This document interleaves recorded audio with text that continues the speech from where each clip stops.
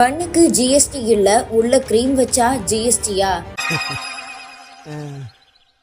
எப்படி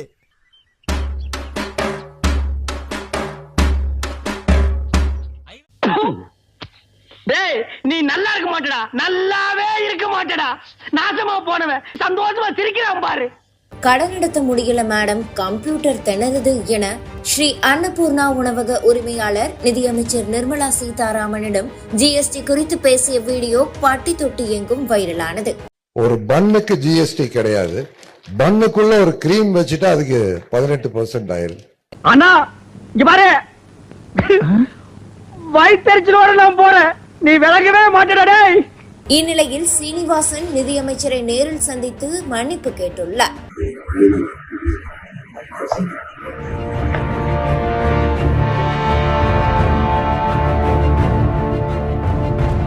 உன்னை எல்லாம் பிரஸ் மீட்ல வச்சு இந்த நாய் கண்டதையும் பேசுச்சு.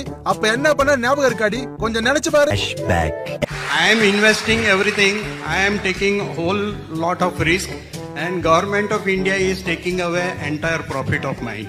You are my sleeping partner. You are my sleeping partner. ஏண்டா இவ்வளவு கேவலமா பேசுற? வெக்கமே எல்லாம் சிரிக்குது இந்த பொம்பளை. ஐயா, அவர் குஜராத்தி, ஏன் கட்சிக்காரரு? ஓ, அப்ப உன்னை கழுவி ஊத்துறவன் குஜராத்தியா இருந்தா பிரச்சனை இல்ல, தமிழனா இருந்தா மட்டும்தான் பிரச்சனை. ஏ பன்பட்டர் மூஞ்சி, இன்னொரு தடவை தமிழ்நாட்டுல உன்னை பார்த்தா செருப்பால் அடிப்பேன். குஜராத்திக்கே ஓடுறி. ஏன்னா எங்களுக்கு நீங்க ஸ்வீட்டுக்கு 5% வச்சிருக்கீங்க ஜிஎஸ்டி, இன்புட் கொடுக்குறீங்க. ஃபுட்டுக்கு 5% வச்சிருக்கீங்க, இன்புட் கிடையாது. இந்த காரத்துக்கு 12% வச்சிருக்கீங்க. 2 இட்லி ஹோட்டல்ல துண்ணா ஜிஎஸ்டி போடுறீங்களே, அட எடைய ஊர்த்தாலி அர்த்தவனுங்களே. ஹோட்டல்ல துண்ணா வரி போடுறீங்களே, நியாயமாடா? அடுத்தது பேக்கரியில பாத்தீங்கன்னா பிரெட்டும் பன்னும் விட்டுட்டீங்க. மீதி எல்லாத்துக்கும் அப் டு 28% வச்சிருக்கீங்க. பண்ணுக்கு ஜிஎஸ்டி இல்ல, ஆனா ஜாம்க்கு ஜிஎஸ்டி. நல்ல பார்ட்னர்ஷிப், இப்படியே மெயின்டைன் பண்ணி ஓட்டுங்க. ஒரு பன்னுக்கு ஜிஎஸ்டி கிடையாது, பன்னுக்குள்ள ஒரு கிரீம் வச்சுட்டா அதுக்கு 18% ஆயிருக்கு. என்னடா அது நூதன திருட்டா இருக்கு? கஸ்டமர் என்ன சொல்றாரு? நீ கிரீமையும் ஜாமையும் கொண்டா நானே வச்சுக்கிறேன். கடை நடத்த முடியல மேடம். நீங்க சிரிக்கிறதுக்காக சொல்ல சின்ன பையன் மக்களே, சிந்திங்க. ஸ்டேட் வாரிய டாக்ஸ் போடுறது இல்லைங்க. இல்லைங்க மேடம், இந்தியா பூரா சேர்த்து நீங்க ஏத்தி விட்டாலும் சந்தோஷம். டேய், நம்ம கேவலமானவங்க தான், அதுக்காக அவன் நம்மள ரொம்ப ரொம்ப கேவலமானவங்க நினைக்கிறாங்கடா. 7500 ரூபா ஹோட்டல் ரூம்ல பில்லு போட்டுட்டோம்னா உடனே 5% 18% ஆயிடுது மேடம் ரெஸ்டாரண்ட்ல. இது தப்பு இல்லையா? கண்டிப்பா ஜனங்களை ஏமாத்துற மாதிரி இல்லையா? ஒரே ஒரு நாள் 7500 ரூபா போட்டதுக்கு வருஷம் பூராத்துக்கு 18% அந்த ரெஸ்டாரண்ட்டுக்கு போடுறாங்க. அது நியாயமான ஒரு விஷயம் இல்லை மேடம். அதானே, ஏமாற மக்கள் இருக்க வரைக்கும் என்ன வேணா பண்ணலாம், நீங்க உங்களை ஒன்னும் செய்ய முடியாது. மக்கள் சொத்தை கொள்ளை அடிச்சுட்டு நீங்க இருப்பீங்க. நான் என்னம் சொல்ல விரும்பல, நீங்களே என்ன வேணா ஃபில் பண்ணிக்கங்க. அதாவது நேத்து இந்த கோயம்புத்தூர்ல அன்னபூர்ணா ஹோட்டல்காரரு ஜிஎஸ்டி சம்பந்தமா காரத்துக்கும் இனிப்புக்கும் இவ்வளவு ஜிஎஸ்டி டிஃபரன்ஸானு போட்டு நாத்தை கிளி கிழிச்சு நாரடிச்சுட்டாப்புல. அதுக்கு முறையா பதில் சொல்ல வக்கு இல்லாம கூப்பிட்டு 4 செவத்துக்குள்ள வச்சு அந்த ஆளை மன்னிப்பு கேட்க வச்சிருக்காங்க.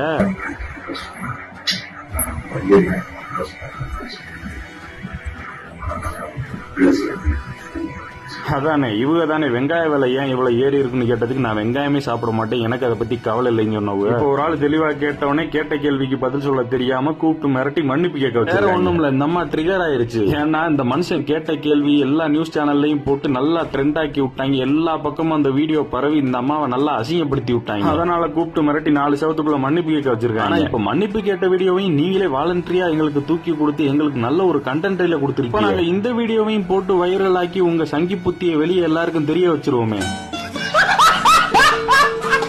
அவ்வளவுதான், இன்னையோட உறவு அந்திருச்சுன்னு வச்சுக்க. மூஞ்சிலி முடிக்க மாட்டேன். சொல்றேன் கேட்டு போங்கயா. போதும். ஸ்கூல்ல வெட்டி கொள்றாங்க பிள்ளைங்க, ரோட்ல கேஸ்ட் வார் நடக்குது.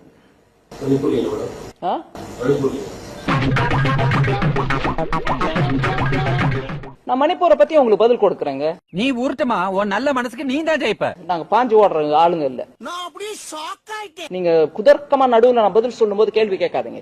நான் கேட்கிற கேள்வி நியாயமானதா இருந்தா கேளுங்க, இல்லன்னா இல்லைங்க வேற விதம் சொல்லுங்க. நடுவுல கேட்கறதுனால நான் ஓடிட மாட்டேன். மணிப்பூருக்கும் பதில் கொடுக்கறேன். எனக்குன்னே வருவீங்களாடா? ஏன்ட்ட சரசம் பண்றக்கே வாட்டாப்பே உங்களை பெற்றுறாங்களா? ஃபர்ஸ்ட் திங் சார், ஒரு காலகட்டத்துக்கும் ஒரு விஷயத்தை இல்ட்ரீட் பண்றது மாறிக்கிட்டே இருக்கும் சார். ஒரு டைம்ல வந்து அரசியல் ரொம்ப புனிதமானதா இருக்கும். அப்புறம் யார் அந்த அரசியலில் பார்ட்டிசிபேட் பண்றாங்கிறது பொறுத்து அரசியல் சாக்கடைன்னு பேச ஆரம்பிச்சாங்க. காலேஜ் ஸ்டூடெண்ட்ஸ்னா ரொம்ப நேர்மையானவங்க, ரொம்ப ஒழுக்கமானவங்கன்ற பேர் ஒரு காலகட்டத்தில் இருந்துச்சு.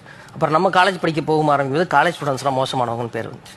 ஸோ எங்கெல்லாம் வெகுமக்கள் அதிகமாக பார்ட்டிசிபேட் பண்ண ஆரம்பிக்கிறாங்களோ, யாருன்னே தெரியாத, எந்த ஹைராரிக்குமே இல்லாத, எந்த பின்புலமுமே இல்லாத ஒரு சாதாரண மனுஷன் முன்னாடி வரக்கூடிய எந்த இடங்கள்லாம் கிடைக்குதோ அதெல்லாம் மலினமானதுன்னு பண்றது ஒரு பெரிய.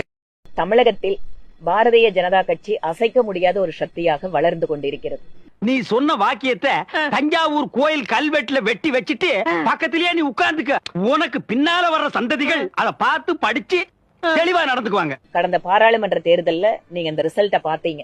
அப்புறம் Why did the BJP lose so badly in Tamil Nadu? நீ ஊர்ட்டமா உன் நல்ல மனசுக்கு நீ தான் ஜெயிப்ப. മനസ്സിലായില്ലേ?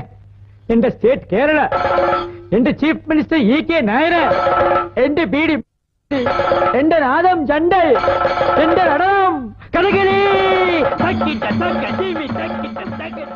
வாசல்ல உட்கார்ந்துட்டு இருக்க, மணி 8 ஆச்சு. ஜெயபாலன மணி 8. யோ கள்ளக்காரர மணி 8யா? ஐயோ ஆனா ஒரு ஊரையை பாட்டு பாடி ஓட விட்டுருக்காருன்னா இவர் யாரு? இவர் பண்ண பாட்டு என்ன? ஊரையே ஒருத்தன் பாடி வரட்டுறான்னா அப்படி என்ன பாட்டு?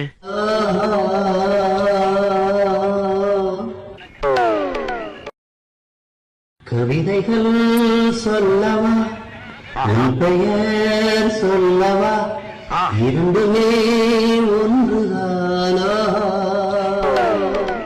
ஏன் பாட்டை நிறுத்தி விட்டாய்? உன் இசை என்ற இன்ப வெள்ளத்திலே நீந்துவதற்கு ஓடோடி வந்த என்னை ஏமாத்தாதே சாந்தா.